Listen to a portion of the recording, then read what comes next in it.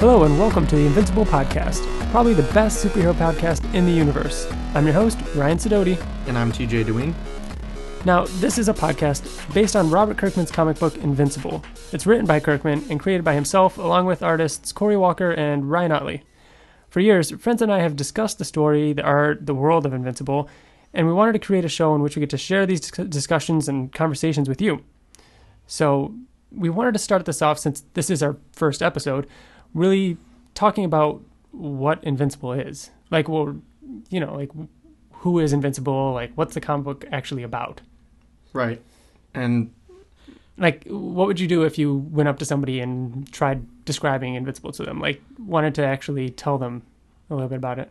I would tell them basically what the comic is about. It's about Mark Grayson. Starts out with him as a teenager. This takes place in a world where superheroes are a normal thing.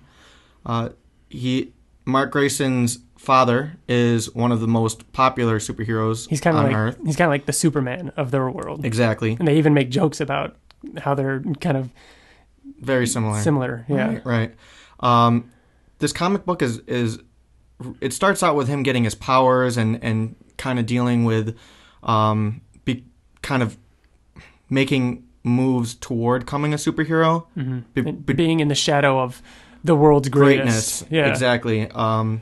So now, currently, as we record this podcast, we're currently on issue 126.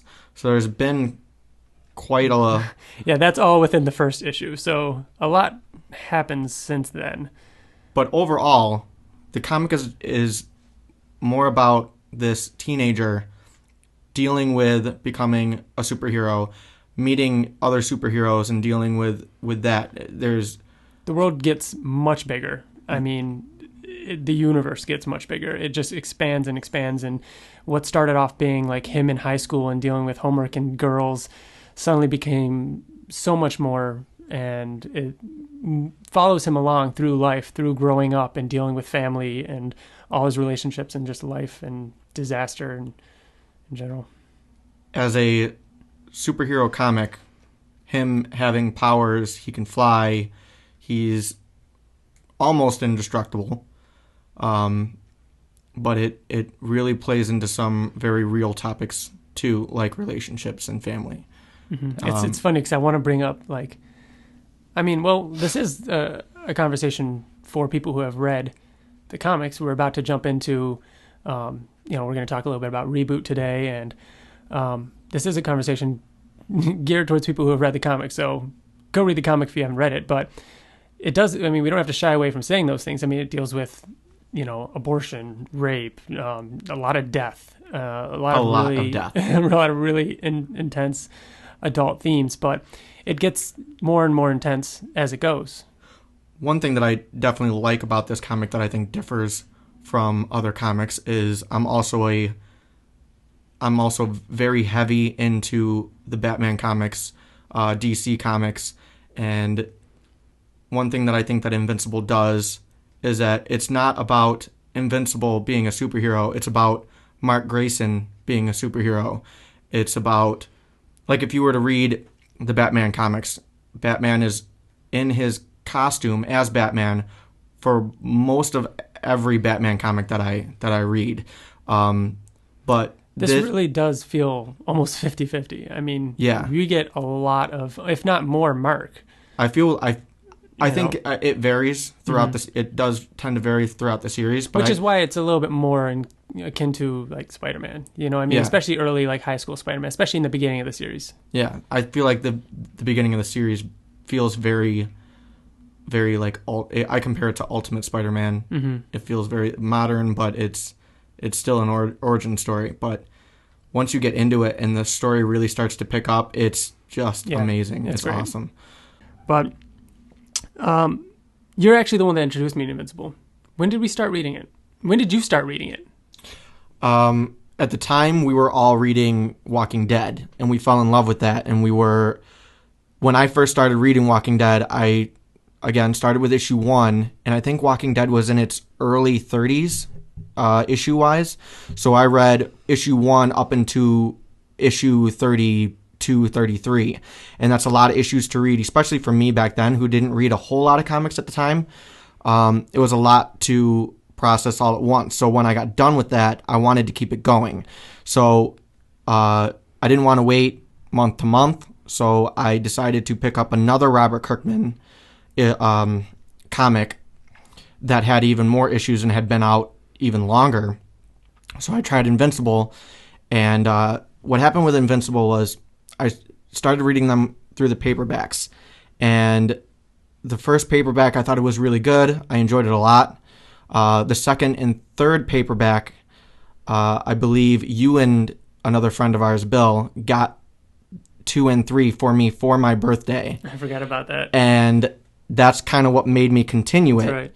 And by the end of that third paperback, I fell in love with this comic. Because that's when... Was it the third one? It was the third paperback where everything went down with Mark's dad. I always forget it was so far into it. Because, Kirkman made a point to make, everything that happened with Shane and Walking Dead happen much sooner. And I've read something before where he talked about how you need to shake up the comic within the first graphic novel, otherwise it doesn't really pick up fast enough, and it has fear of not selling and going out of print. And he didn't do that with Invincible. Now, did Invincible come out first? Invincible came out first. That's actually, right. Maybe he learned. That's what happened. That's what I'm thinking. I was going to say the same thing. Is that I think he probably learned from that, because I don't think that Invincible. I mean, I know that Invincible did not take off the way that Walking Dead did when Walking Dead first came out. But I forgot where I was going. That's all right. I was going to say something too, and I forgot. We were talking about you picking it up right when shit hit the fan with Nolan. I ended up reading Invincible and catching up on Invincible up to issue 41 was the first issue 41? That I owned. So you have 41? I have issue 41. I started the first issue I bought, and that was 46. So we're actually pretty late into the game in terms of, people that have jumped on since day one. We weren't there day one. I mean, it was already a couple years into this comic by the time we started reading. Right. But, wow. Your first issue was 46? The first issue I bought was 46. So you know what I bet happened was, you bought 41, and then I started reading the trades, your trades. Because you let me borrow all of your trades, and then I went, I loved them. By the time I finished reading the trades and was all caught up, it was issue 46. So I bought 46, and then I started getting the hardcovers. Right. It was ironic, too, because issue 41 was the first issue that I bought, and on the cover, it said something like, basically, issue 41 was a comic for new readers. Yes. You could pick it up from here, basically. It was like... Yeah. I didn't. Obviously, I read all the issues before that, but I just thought it was ironic. Invincible's done that, 4 or 5 times since then. At least. Which, makes me feel like they're just constantly striving to get more readers. I actually like the fact that it's a... I like lesser known things. I almost don't like when things get too big. Mm-hmm. Walking Dead, for example, when that started to get bigger and bigger, you get the fans that say that they were there from the beginning, but they weren't. Yeah. So, issue 50 came out for both Walking Dead and Invincible at the same time, didn't they? I remember being excited that both of them were coming out at the same time. Did they? Yeah. I don't really remember. Remember they had the matching covers and everything? No. 50 didn't. Issue 100 had the matching covers. Yes. 50 was still one of the best covers in Invincible, where he's standing over Cecil's body. Yep. Yeah. That's one of the best issues, or the best covers. So we're going to talk a little bit about Reboot. Now, there isn't going to be a new issue of Invincible until, what was it, April 20th, I believe was the new issue. So we have a 5-month break? Hiatus. Yeah. So we're kind of, ramping up in this podcast. What we're going to do is, start talking a little bit about Reboot now. When new issues come out, we're going to be discussing those, and we're going to talk about all sorts of stuff Invincible. Now, what did you think of Reboot? Was it what you expected? Was it what you hoped? Yes and no. It had its moments, for sure. It was Reboot ? Yeah. And the question mark made me believe that it wasn't really going to be a reboot. Well, we knew, not right away, but fairly early on, that it was going to be a 3-parter. Because as soon as we saw the first issue, or first cover, whether it was in our hands or online, we saw that it was part 1 of 3. Now, would you have preferred it to be part 1 of 6? Yes. And I'll tell you why. One of the things I didn't care about for Reboot was it did go too fast. Now, I understand that there are certain things that they can't drag on because we already know the story. We already know what happened. But being fans and knowing all of those issues month by month, like, it was almost like we were waiting to see each interaction with each character and like what would happen with the fight with his dad and everything like that. And it's like, oh no, it's over in a couple pages. Like, that's done. Right. That was my number one biggest issue with Reboot, was how quickly Nolan was just, oh yeah, I'm over it, I'm good. It felt rushed. Again, I understand that it needed to, because you don't want us to drag that on, because again, we know the story. But there are certain things that I felt like that they could have done. For example, that entity that we don't know what it is showed up in his bedroom when he was crying because he didn't have Eve. He just left. Oh yeah, because he saw her with Rex. Yeah, and he was crying in his bedroom.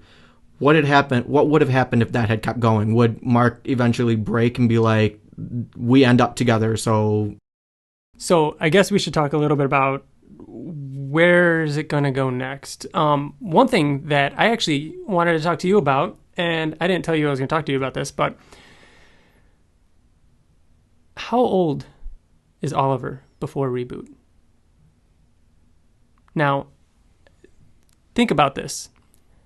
Better yet, how many times did Mark disappear for a long period of time? Because, there's the whole issue between him and Eve that he keeps leaving her. There was an extended period of time where he left her for the...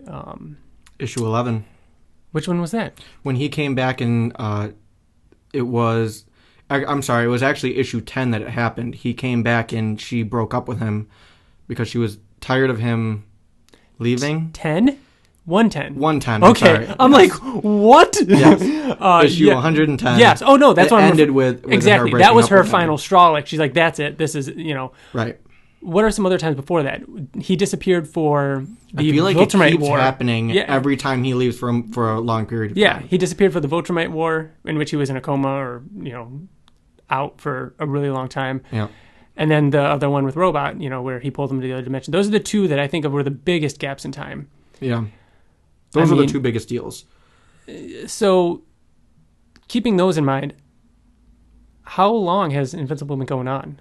Like, Mark graduated high school within the first, I want to say 15, 20, oh, maybe not. Maybe it was a little bit more than that.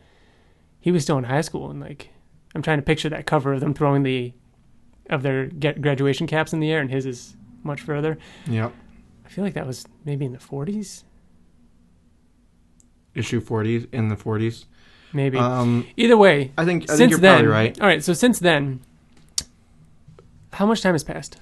How much time has passed in all of what we know of Mark's life? I feel like time goes by so differently, and so I think that Robert Kirkman can have 10 years go by in one issue, and you don't even think about it because it's the Invincible universe. For example, Reboot, how much time went by? We saw his daughter. We do know that. Right. We do know that it was 4 years, I believe. 4 or 5 years. But just with that alone, how many times does that happen that you don't realize? But that's what I'm saying. So right. Maybe at the like Oliver's, like, how old is Oliver? Is he 3 years old? 4 years old? I can't think of more than 4 years passing. Because Viltrumite War, he was probably gone for 8 months. Now, we're not counting after reboot. We're talking Before pre-reboot. pre-reboot. Was Oliver 4 years old? I definitely think more than 4 years No way. had passed, especially with the Viltrumite War. I think he was gone a couple years. No, because I think the time in which he went... Well, no, the time he went with Inkster and Levy into that dimension, that was only like 8 months, I think. Was it? Yeah. I mean, 2 of the longest times he was gone equals out to be about a year and a half maybe. There might be some other ones that we can't really think of. Well, how long was he? No, when he was in the desert, that wasn't that long. That was only, he was only in the desert for probably a day or so. Right. Yeah. So Oliver, now I did have a point in bringing all this up.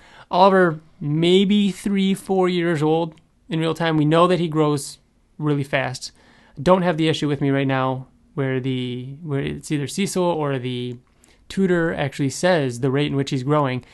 But I remember being surprised that, like, there was a point, remember he disappeared for a while and he was with Alan forever. Right. And then we saw him again and he was like a teenager. Yeah. And that was surprising. I think, and they said that his growth will slow down once he reaches around Mark's age. Right. Which is what they said. So I think it's safe to say, first question. Do you think of Oliver as going to be visibly much older than Mark now that 4 years have passed? Or do you think it slowed down to the point where he's going to age almost normally on par with Mark now? He's going to look slightly older. Okay. I think he'll be he's on not par going to look with... like Nolan. No. Okay. That'd be interesting, though. It would be interesting, but no. Because they did say that it's going to slow. Yeah. And I understand that it's been 4 years, but I think it's going to slow. They said that it's going to slow to the point where Mark normal. is growing. Yeah. Grows that slow. Yeah. So I think that he might look a little older. He might look about Mark's age. Mm-hmm. Maybe a little bit older than Mark, but nothing drastic. Yeah. So my original point for asking this question is, before reboot, we were saying Oliver was maybe 3-4-ish years old. That's crazy to me. To think that our Mark is only 4 years old. Older than where he started? I know. It doesn't seem right. But going off of this theory for a minute, and I'll research this some more. Maybe I'll have to reread everything again. But going off of this theory, do you know where I'm going with this, by the way? No. Thrawn. Is that his name? Thrag. Why was I calling him Thrawn? Who's I Thrawn? don't know. Thrawn is from something. Where I'm going with this, Thrag has an army of Olivers. And they're all Mark's age now. We didn't think about that. We haven't talked about that before. And there's another thing we haven't talked about before either. Is all the Viltrumites on Earth probably have children who are Mark's age now. Remember, all of them are breeding except for Anissa? She was the only one that was having trouble finding a mate. What makes you think that they're Mark's age? 4 years have passed. Right, but they are not from Telestria. Oh, they are humans. You are right. I am wrong. Viltrumites. You are right. Only Thrag's kids are going to be Mark's age. You're right. So the other ones are going to be a bunch of 4-year-olds. Right. They're just going to. Yeah. So we still have time for that. So what I was getting at, and what I thought was coming, was a massive war. We just have a ton of Viltrumites now. No, we there'll be one war, but then they'll have another one. So okay, do you like that? Yes. I do like that. How long ago did we? So the Viltrumites were this master race. They were terrorizing the galaxy, and these were the big evil to fear. And then we find out that there's only a few of them. And then we find out that, there's the war, and they fight them off, and they kill them all except for one. And then we find out that Nolan's the leader of them, and that the Viltrumites are actually going to stay on Earth and repopulate. And there's this big argument about whether or not they should even be allowed to be on Earth. But they finally wiped them out, but then Thrag got away, and now there's more. I mean, did we just make a big circle? I mean, are we just back to square one? Kind of in a sense, but I do like it because I don't know what's going to happen with this. I know. And every time we say, anything about the writing or where Kirkman's going with this, he always surprises us. He always makes it right. But it's just I thought about that, and I was thinking about that earlier today, where I'm really curious to how he handles that, because Mark coming back to a world where there is an army of Olivers, essentially. Also, the last thing we saw of Thrag was him fighting Space Racer. Right. 4 years ago, we saw him fighting Space Racer. I mean, I don't think we're going to get a flashback to that fight. Why do you think we saw that?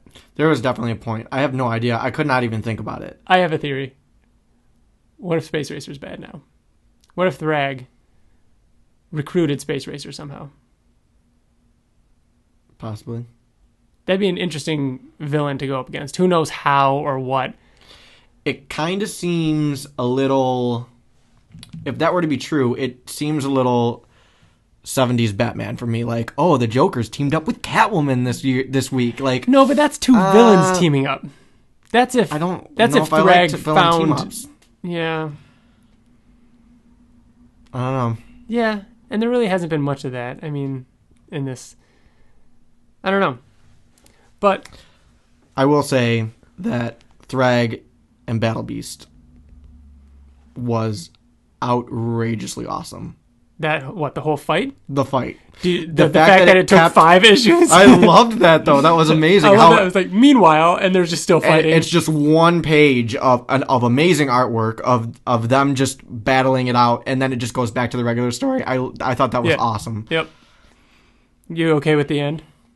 Yeah. The conclusion of that? Yes. I think it had to happen. I was more than okay with it, because I'm not a fan of really either of those characters. So the fact that Kirkman took 2 characters that I really don't care too much about and made an awesome scene that gradually lasted 5 issues was amazing.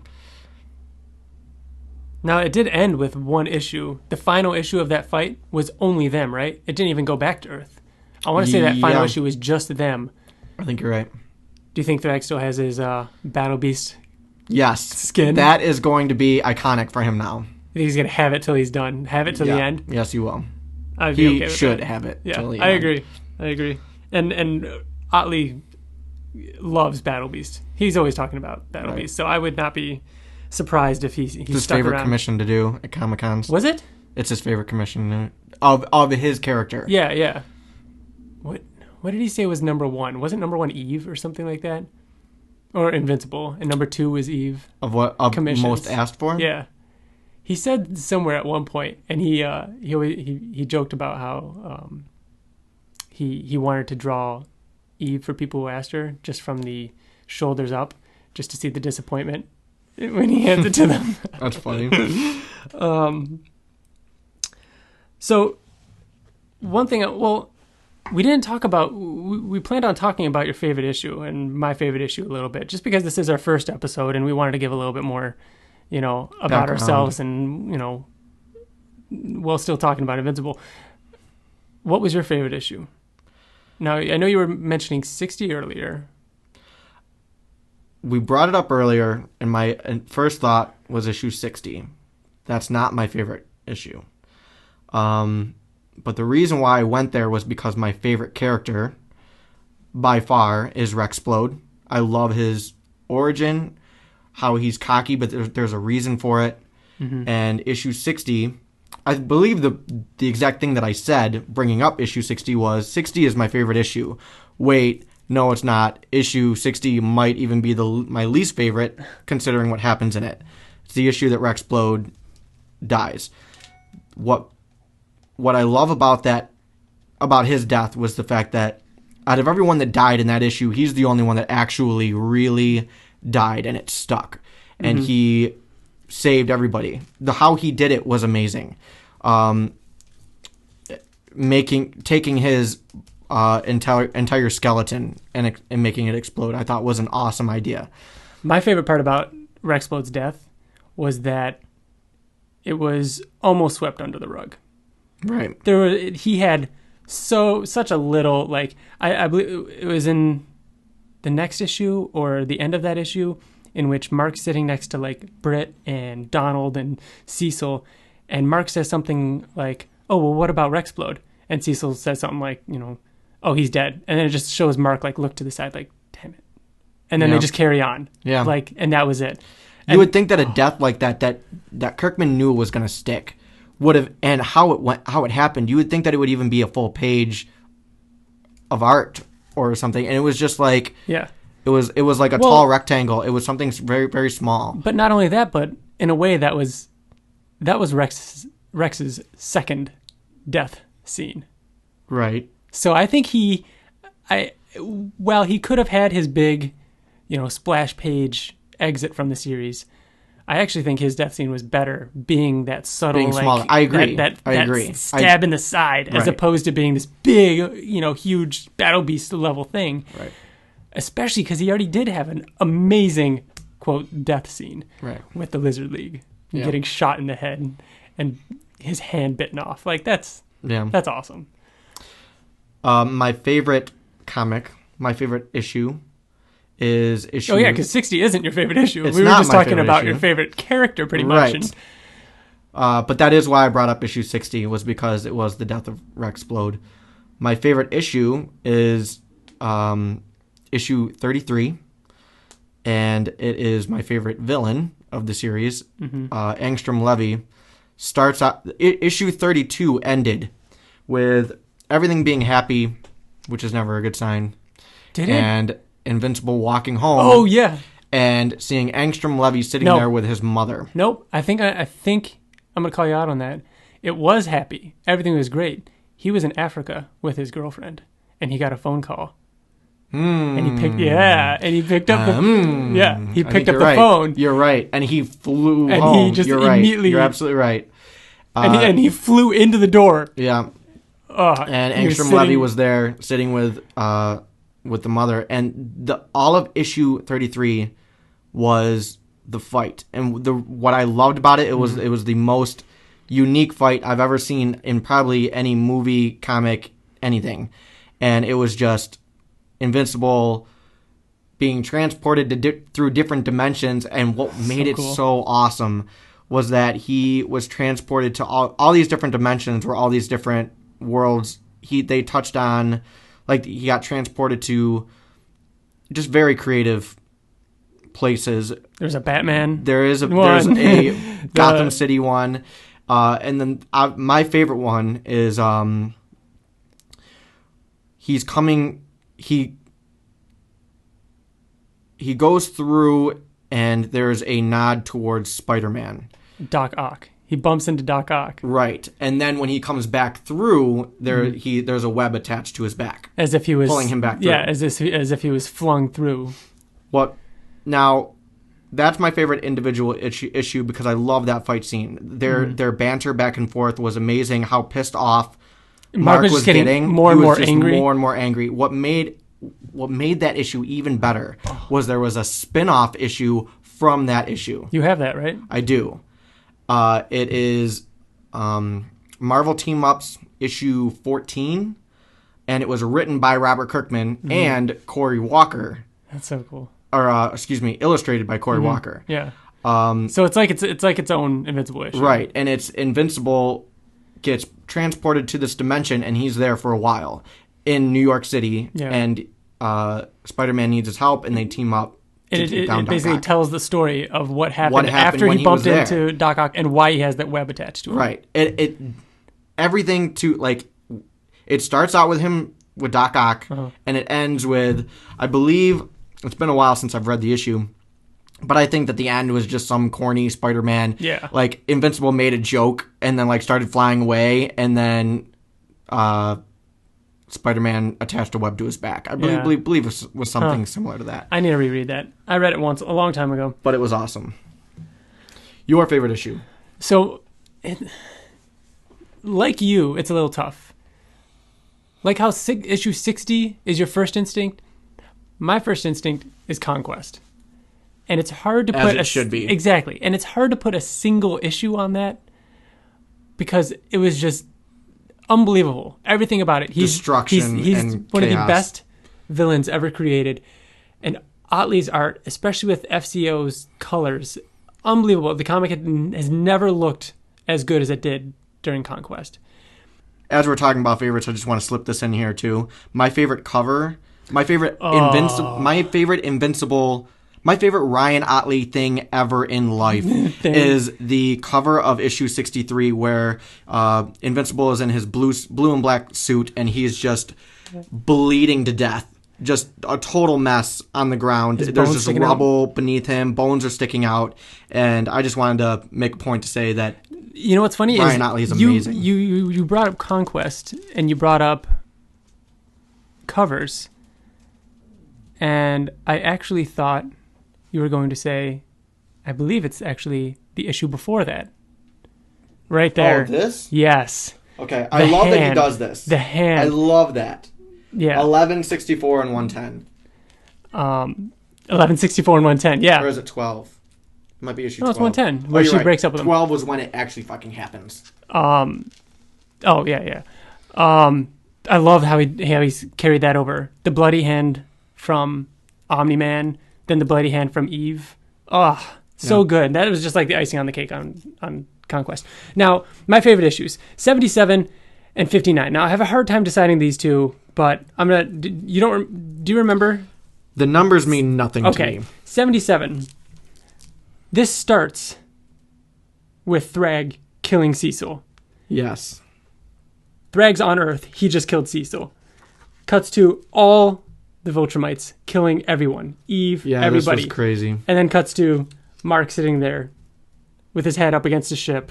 This is just after the Viltrumite War. He's freaking out because the Viltrumites got away and they know they're heading to Earth. Mark cannot catch a break this issue. All he's doing is staring out the window and thinking about how the Viltrumites are killing everybody. And as soon as they get to Earth, he takes off. And I just remember loving the juxtaposition, whatever you'd call it, of what's going on in his head, what he's expecting to be there, and then he just flies to Earth and gets there and everything's okay. I love that just because from the storytelling point of that. That's amazing. But what might be my favorite single issue, is 59. Do you remember Powerplex? I remember this being a crazy fight, but this was if I remember it correctly, this was not a very big deal. It was like a one fight issue. It was kind of a one spot. Yes. This is the first time, I feel, it might have been the only time, where this entire issue is from the villain's point of view. It starts off and you never see Mark. Okay. And it's about a guy whose sister, I believe, was killed in the city when Nolan and Mark fought. And so he's devoted his life, he's like some scientist, he's devoted his life to remember that. Stopping Invincible. And his wife is like encouraging him and saying, you need to do this for your sister. And he calls out Mark, gets him to come down and just attacks him. But, Mark fights back, he's trying to stop the guy, but the guy with his electricity powers overdoes it and actually kills his own wife and as we're flipping son. Through it, I'm remembering it, and then it was very good. The best part is like Mark standing there and he's like, look what you've done. But the end of the issue is Mark visiting him in prison and Powerplex just saying, I've got the time here to research and it won't be here. I won't be in here forever. They're keeping me contained. But sooner or later, someone will mess up. A guard will get careless, hit me, and give me the energy to need to escape. I will find you. I will kill you. And it's just that like badass, and it was just. That's very Batman to me. Because I feel like it is the ultimate justified villain. You know what I mean? It is that the villain is always right in their mind concept. And I love that. And it's so on the nose. And not only that, but even what he says at the end, like what you just quoted, what you just read, him saying, you put me in jail isn't going to do much. I'm going to get out. Yeah. And that's every Batman villain. And it's just very dark. They left it that way. There was the Viltrumite War where he escaped for like a second. But then, later on, he actually gets drafted by Cecil. And he's working with the Actioneers, and there's a whole issue, 20 issues later, where Mark's going through this forgiveness period, where Powerplex freaks out. He's trying to he's going through rehab, but he sees Invincible. He freaks out. He tries to attack him, and Mark puts him in his place in the best way possible. And he was like, "No, you did this. This was your fault. I didn't kill your family. You did it." And it was so good, and Powerplex just breaks down one of the best. He's among my favorite villains. Obviously, Conquest, Angstrom, they're amazing, but such a good small. Powerplex is my Rexplode. Like, you like that side character, like he's awesome, but this guy is like small, but he's just one of my favorites. He's great. So, wrapping up here, there's a couple more things I want to talk about before we finish. One of the things was some of the things that's going on online right now. We know that the new issue isn't coming out for another month or so, as of this recording at least. Do you know what Ryan Ottley is doing? Yes. Well, it's already been released, I believe, or is going to be. He's done with it. Yeah, he finished drawing it, I believe. Yes, because he's been talking about how he's working on Invincible right now. Right. He's doing Grizzly Shark. Right. So I think they put the first issue out as the reprint, and then he did a couple more issues that are going to be released after that. First time he's ever written his own comic book and have his own comic book release, which is really exciting for him. That's cool. Did you ever read the first Grizzly Shark? It was in black and white. No, and I shame myself for that, for calling myself an Ottley fan and not reading it. It was only available online, and right. It was, But still, yeah. even still, But I'm excited. I should read it. I'm going to read it. I'm excited for the single issues. I haven't picked mine up yet. I got to get out there. Hopefully, there's some issues left. But so there was this 5-month break. Ottley does Grizzly Shark. He's working on Invincible right now. Do you know when he's coming back to Invincible? Did you know that he's not drawing the next few issues of Invincible? No, I didn't know. Cory Walker is coming back. I did know that. We talked about that a little while ago. Did we? Did we talk about that with Bill when we were all here? I don't remember. But Cory Walker is drawing the next few issues. Now, I feel like I did know that. I feel like it's 3 issues or so. Now, Ottley is working on Invincible, and he has been for a while, according to his tweets and such. He's working on something big. Something big is happening. Did you see you saw the image I texted you the other day, right? Yes. The Civil War. The Civil War? It's parodying, it's a parody of Civil War. Is it? Yeah. No, it's not. It's the parody of Civil War 2 that's coming out. Oh, I haven't really seen Civil War 2. Yeah, I know that. I haven't seen. Yeah, I haven't seen much of Civil War 2. Yeah, but the image is the embrace the future, celebrate the future. That doesn't surprise me. I did think that the text was a little weird. I didn't really get it, but that makes more sense knowing that it's, kind of mocking the Civil War 2 image. Right. And my first glanced at this artwork, and I was like, oh, Ottley. And then I was like, oh, wait a minute. That's not Ottley. That's Cory Walker. Look at the faces up close. Yeah, you can tell. I'll be honest, that doesn't excite me. I appreciate prefer Cory Walker. I can appreciate him. He's not my favorite. A lot of his stuff looks like they're all molded out of clay. It's just that kind of style. And that's okay. It's fine. It gives Ottley more time to rock out future issues. But, I think he's actually doing the next few issues. So, cool image, though, him with his daughter. What are your thoughts on what he's doing, Ottley's doing? I have no idea. You don't have a theory? No, but what did Kirkman say when he tweeted out that image? He said it was the... in superhero comics, when something 10 years old counts as new, that says a lot. Because the image at the bottom says, choose something new. Invincible 127. Like, that tagline, choose something new. And, Kirkman saying, when something 10 years old counts as new, that says a lot. That's kind of a big deal. I mean, we just got not a reboot, but a new version of Invincible when he left Earth. Remember that they redid the logo. It was all about him and his family and living in this new world and stuff like that. And that was the most different the comic has ever been. The most new it has ever been. And now it's doing it again. It's going to be something new. I mean, is it something new because he has a kid? I don't think that it's necessarily talking about new in the way of of rebooting something, or not. I'm not just saying reboot, but I don't think it's going to be drastically new. They're going to continue the story. Oh yeah, of course. And it's yeah, I think that they're going to continue the story. It's not going to be anything drastic. It's just going to be it's going to be maybe new characters, maybe it could have something to do with his daughter. His daughter's going to have powers. Now, you think she's going to have powers? Eventually. Oh, two parents with powers. Eventually. Yeah. I know, but I feel like that's the obvious thing, How that old she was doesn't have Eve it yet. when she got her powers? Pretty young, but not... Actually, really young. She was a baby. You're right. She was a baby. She was a baby when she did... I feel like it'd be obvious to be, or easy to be like, oh, she'll get powers eventually, but how awesome would it be if Mark comes back and she has powers? Yeah. What if, what was I going to say? Okay, so theories on Ryan Ottley.